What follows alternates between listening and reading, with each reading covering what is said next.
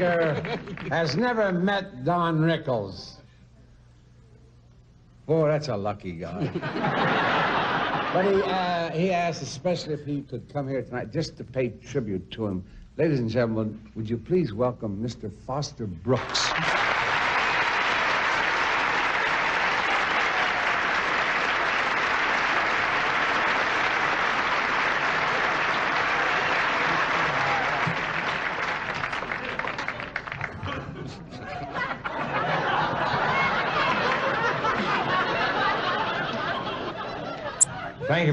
Thank you very much.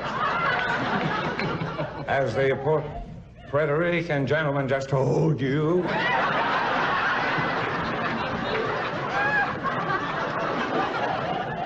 I have never met Don Rickles. In fact, he's probably wondering what I'm doing here. He has never even seen. He has never seen me before.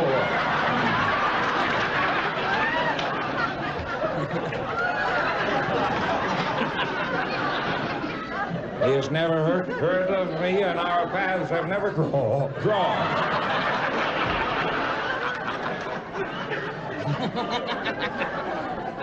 However, Mr. Rickles, you and I do have an indirect relationship.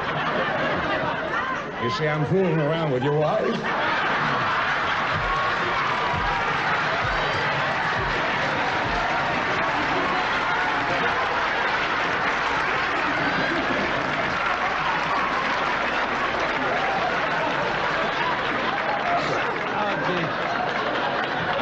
So you see, we do have something in common. I hope you understand, Don, that we have tried to keep us very, very discreet. So don't tell anybody, will you?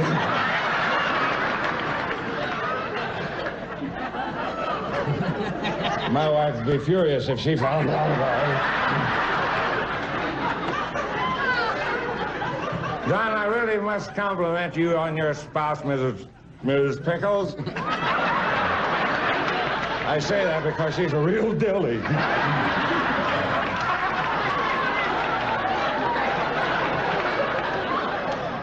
And I must also admit you have a very lovely home.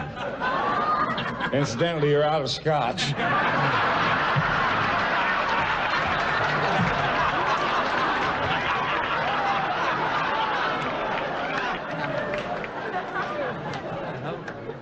And if you happen to think of it, pick up some pretzels.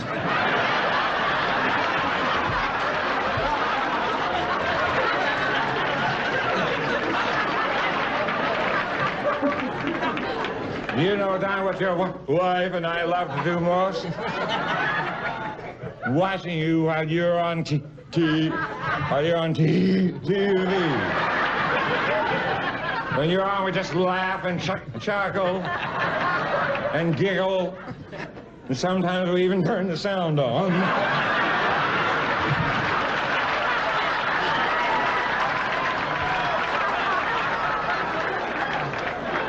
And we are always sad when you finish your act. That means you're on your way home, and I better cheese it.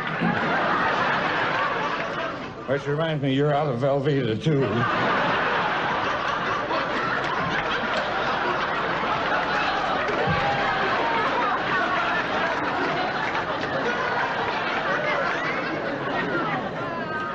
Now, please, Don, don't blame your lovely wife for any of this.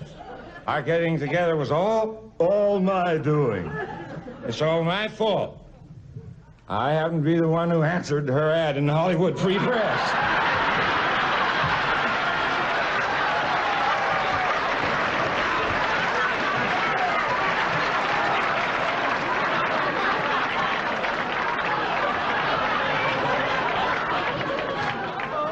You know, your wife thinks very, very highly of you, Don. She tells me you are a wonderful man. And I know that you must be to put up with all her snoring. She tells me that since she's been Mrs. Rickles,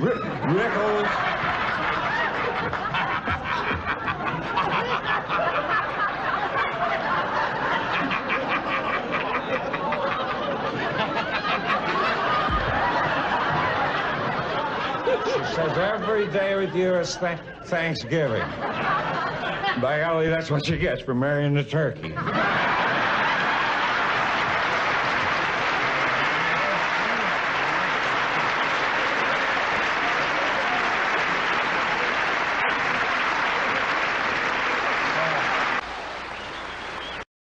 It's not often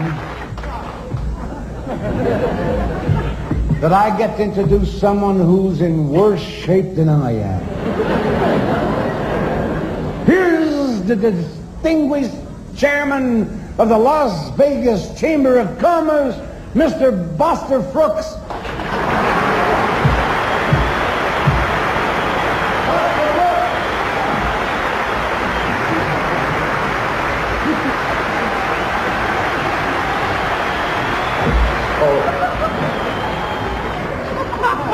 Thank you, Tammy.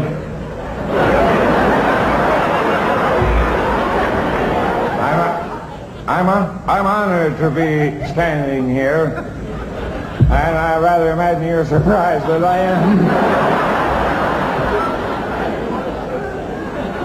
Last time you and I were side by side, somebody stepped on my tongue.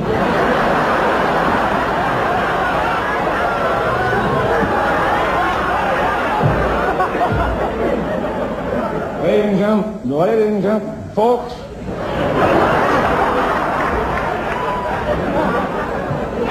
this man, Dean Martin, has without a doubt the warmest heart in show business. And you would too if you drank Sterno.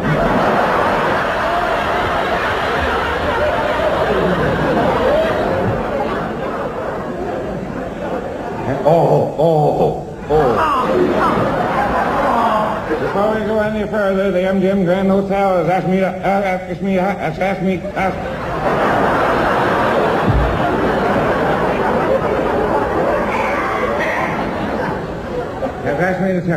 tell you something.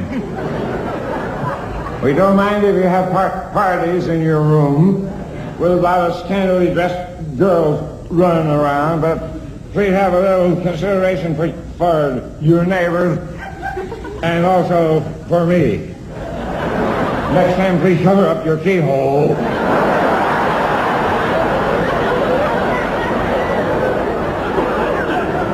On behalf of the city,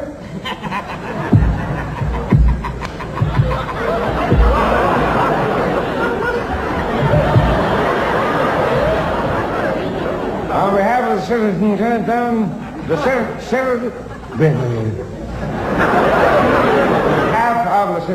folks of Las Vegas, I'm here to give our thanks to this superstar, Sandy Duncan Jr.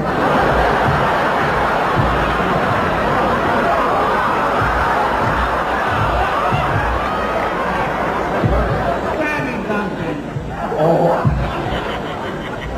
Where would Las Vegas be without you, Sammy?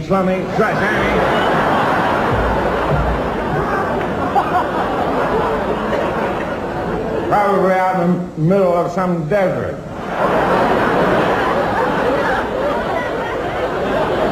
You know, Snappy, Snoopy?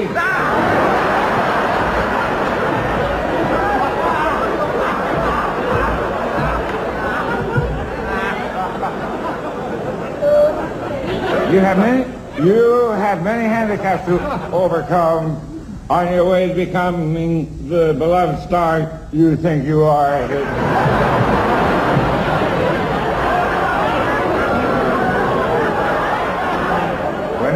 Whenever you play Las Vegas, many people benefit financially. And may I add, a finer bunch of girls you couldn't ask for.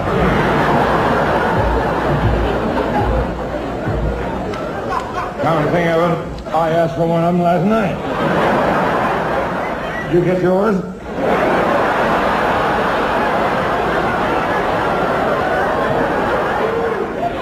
Mr. Davis, you are a great performer. The excitement you create in an audience is incredible. There they sit, spellbound, wondering if someone in your entourage is ransacking their room.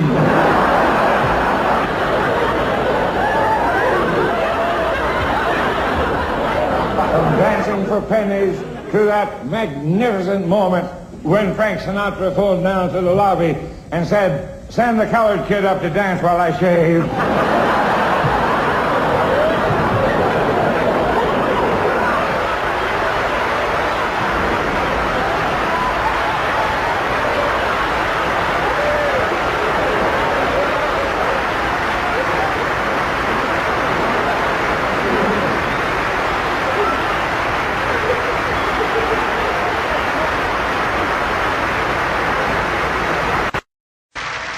Everyone knows Mrs. Miller. She's the lady who's been in the audience for every one of Jack Parr's TV shows. Well, Johnny has a similar fan, and he's never missed the Tonight Show in 11 years. Would you all please welcome Mr. Foster Brooks?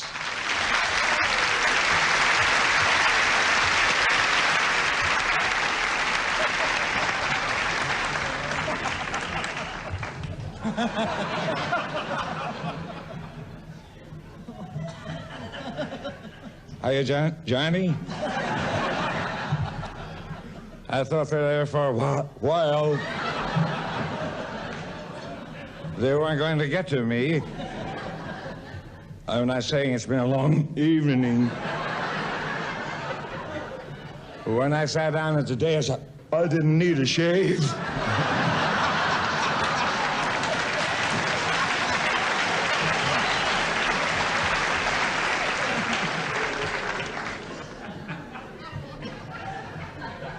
Hey, Ed. You look a little more smashed than usual tonight. Yes, friends, I can remember being in the audience for the very first Tonight Show. I was roll. I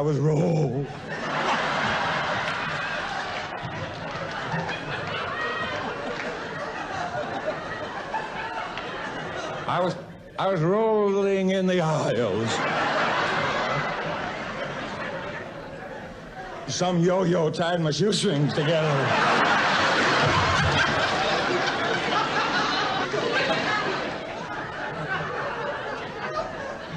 And I might say I've been there ever since. I was there the night he told Billy Graham he loved his crackers.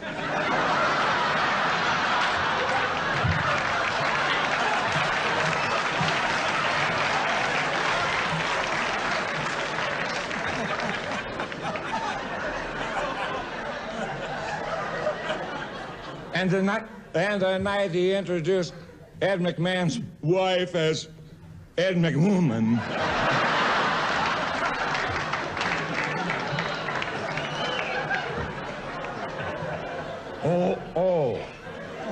And I was there the night when he asked Marcello Mastroianni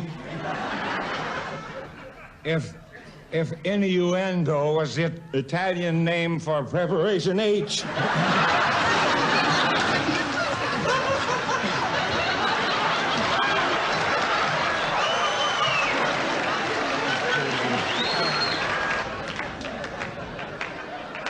And I was there the night to Willie Shoemaker, the jockey.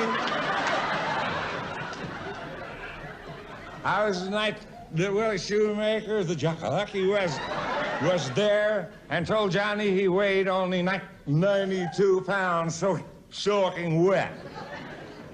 You. He told him that's what he gets for standing under his horse.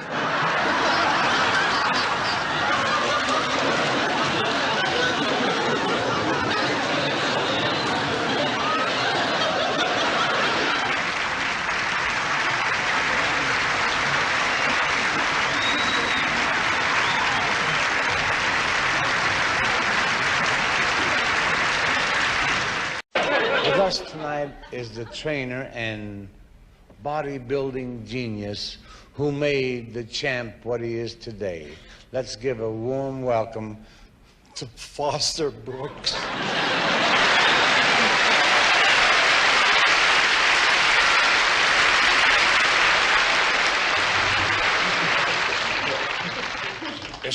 It's amazing.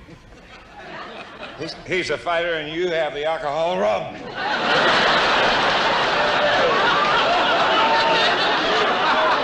first thing I did to build up Muhammad,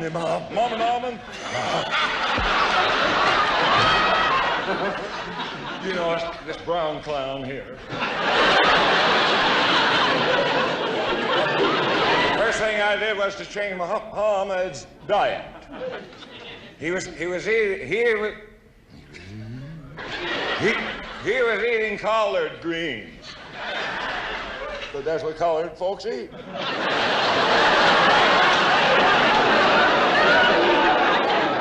I filled his plump little body with wheat germ. And when I ran out of wheat germ, I gave him diseased wheat.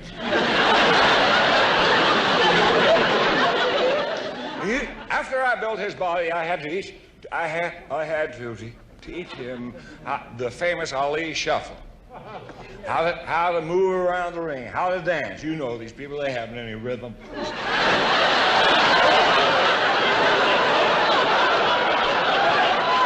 I changed the champ into a super fighter he is today, he was a different man.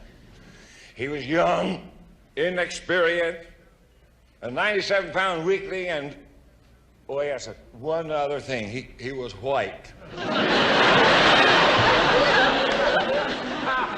When I change a man, I go all the way, all over.